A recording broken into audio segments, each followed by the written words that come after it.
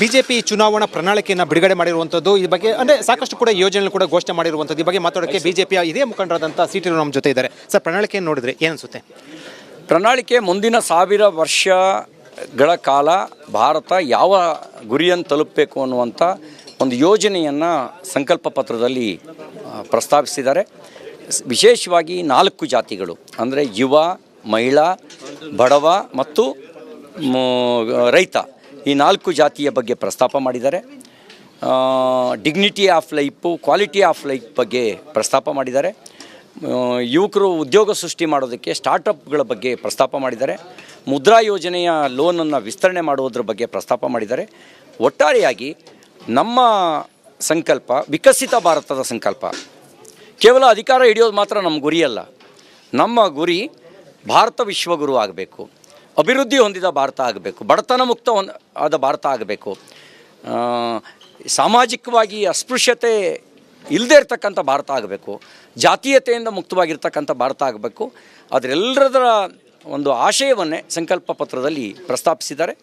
ಈ ಸಂಕಲ್ಪ ಪತ್ರ ಬರೀ ನಮ್ಮದು ಘೋಷಣೆ ಮಾತ್ರ ಅಲ್ಲ, ಅದರ ಅನುಷ್ಠಾನ ಅಧಿಕಾರಕ್ಕೆ ಬಂದ ಮೊದಲ 100 ದಿನದಲ್ಲೇ ಪ್ರಾರಂಭ ಆಗುತ್ತೆ.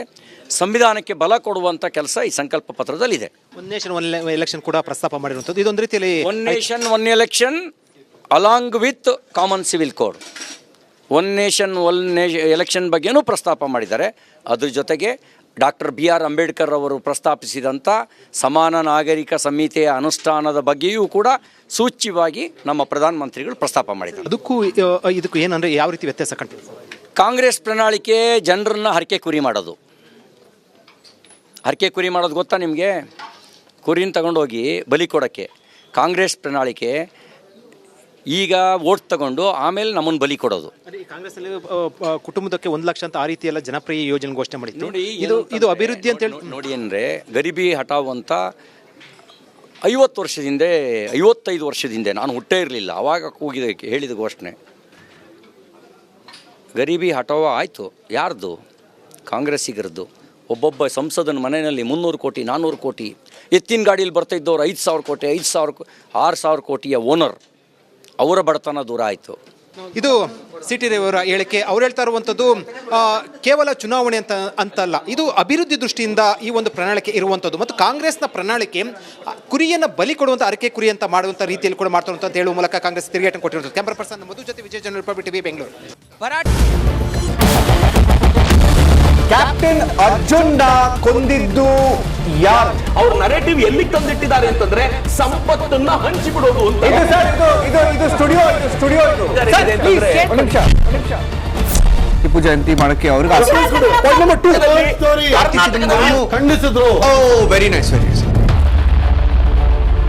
ಯಾರು ತಪ್ಪು ಮಾಡಿರೋದಿಲ್ಲಿ? ಓಲೈಕೆ ಹೇಳಿಕೆ ಇದು ಅಂತ ಹೇಳಿ ಯಾಕೆ ಪರಿಗಣಿಸಬಾರದು? ಇದು ಫೋಟೋ ಎಲ್ಲರದು ಒಂದು ಟೈಮ್. ನಿಮ್ಮ ಸಮಯ ಮುಗಿದಿದೆ. ಅವ್ರು ಹೇಳಕ್ಕಿಂತ ಮುಂಚೆನೆ ಹೇಗೆ ಪ್ರತಾಪ್ ಸಿಂಹ ಪಾಸ್ ಕೊಟ್ಟಿದಂತ ಆಗ್ಲಿ ಡಿಕ್ಲೇರ್ ಆಗೋಗಿತ್ತು ಅಂತ ನನಗೊಂದು ಡೌಟ್ ಬಂತು.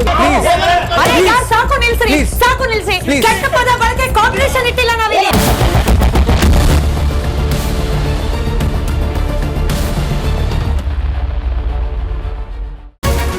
ರಿಪಬ್ಲಿಕ್ ವರ್ಡ್ ಆಪ್ ಇದು ಕೇವಲ ಅಪ್ಲಿಕೇಶನ್ ಅಲ್ಲ, ಸಮಗ್ರ ಸುದ್ದಿಗಳ ಸಂಪರ್ಕ ಮಾರ್ಗಕ್ಕೆ ಕ್ರಾಂತಿಕಾರಿ ಬದಲಾವಣೆ. ರಿಪಬ್ಲಿಕ್ ವರ್ಡ್ ಆಪ್ ಕೇವಲ ಸುದ್ದಿ ಅಪ್ಲಿಕೇಶನ್ ಪರಿಚಯಿಸ್ತಾ ಇಲ್ಲ, ಬದಲಾಗಿ ಡಿಜಿಟಲ್ ಸುದ್ದಿ ಬಳಕೆಯ ಹೊಸ ಯುಗಕ್ಕೆ ನಾಂದಿ ಹಾಡ್ತಾ ಇದೆ.